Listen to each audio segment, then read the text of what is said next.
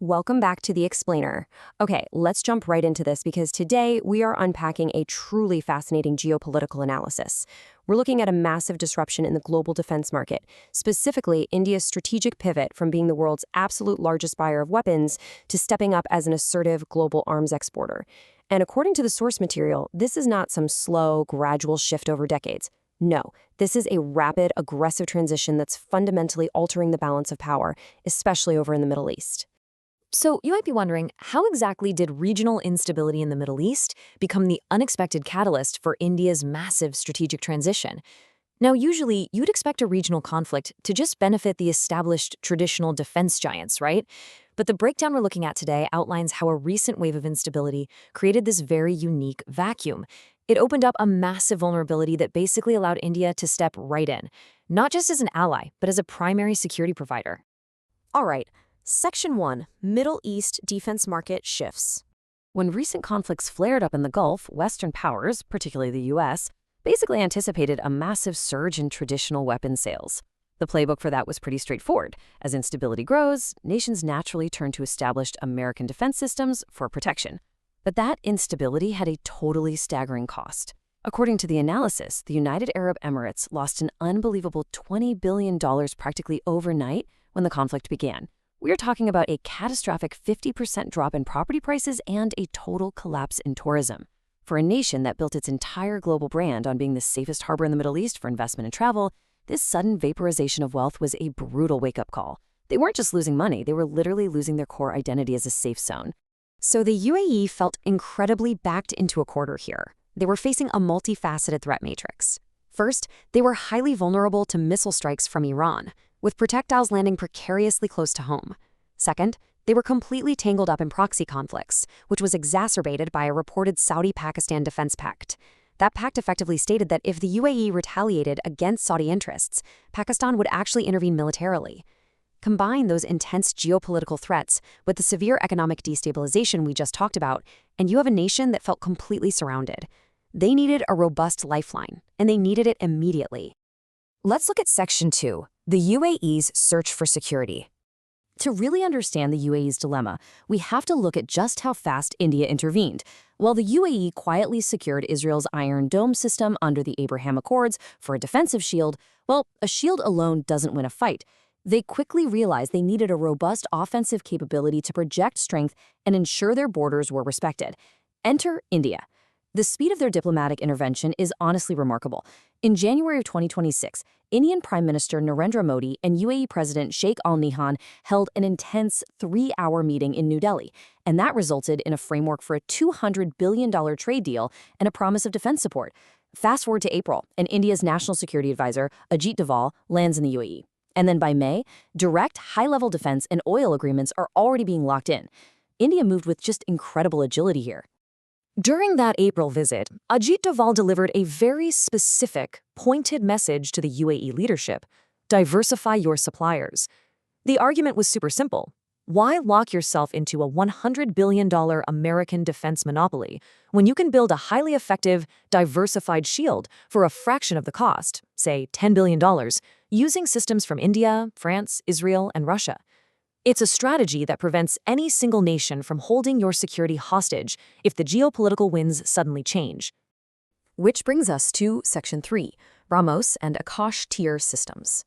So what exactly was India offering that made the UAE pivot so decisively?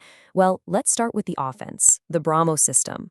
And these aren't just your standard incremental upgrades. They are absolute game changers that directly outperformed rival technologies in the region.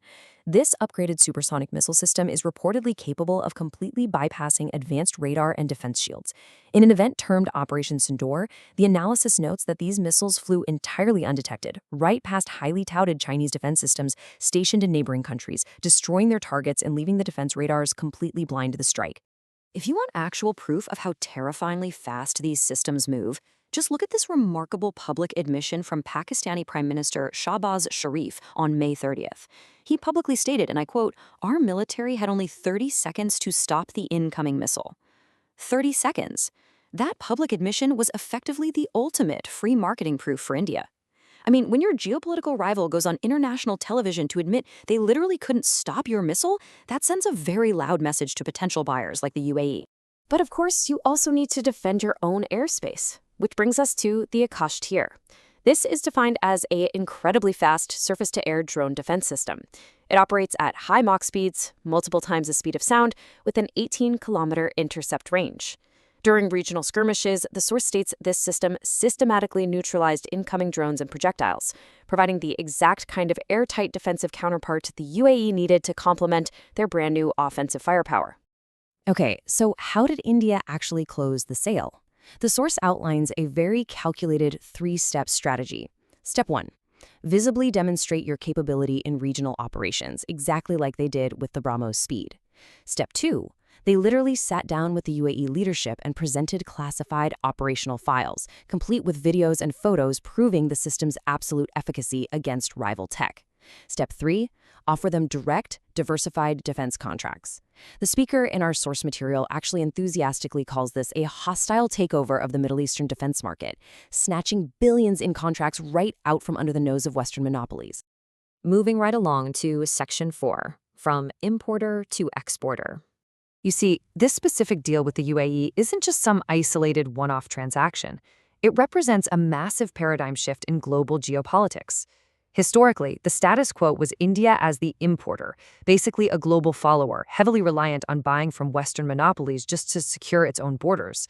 But the new reality we are looking at is India as the exporter. By directly supplying lethal, highly advanced tech to the UAE, India is adopting a leader mentality. They're aggressively breaking those long-standing Western monopolies and actually dictating the terms of regional security. But wait, it gets even deeper, because the weapons are really just one part of the equation here.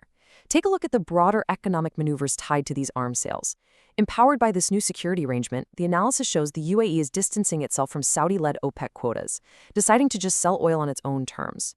Furthermore, this oil is bypassing the highly vulnerable Strait of Hormuz entirely, flowing through the Fujairah port directly to India. The UAE is even holding a 30 million barrel strategic reserve specifically for India. Security and energy have become entirely inextricably intertwined. And here is arguably the most disruptive claim in the entire analysis: the move toward de-dollarization. These massive bilateral trades for advanced weapon systems and millions of barrels of oil, they are being conducted directly in Indian rupees. By completely bypassing the US dollar, India and the UAE are striking a direct blow to the traditional petrodollar system.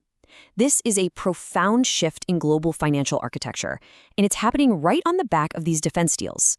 So we have to ask ourselves as we wrap up today, what does India's new leader mentality really mean for the future of global defense markets? If a nation can successfully transition from being a dependent buyer to an independent, aggressive supplier, while simultaneously rewriting the rules of global energy trade and currency, the ripple effects are going to be felt for decades. Will other nations follow this exact blueprint to break established monopolies? It's a totally fascinating, shifting landscape, and it's for sure one we will keep our eyes on. Thanks so much for joining me to unpack this explainer, and I'll catch you on the next one.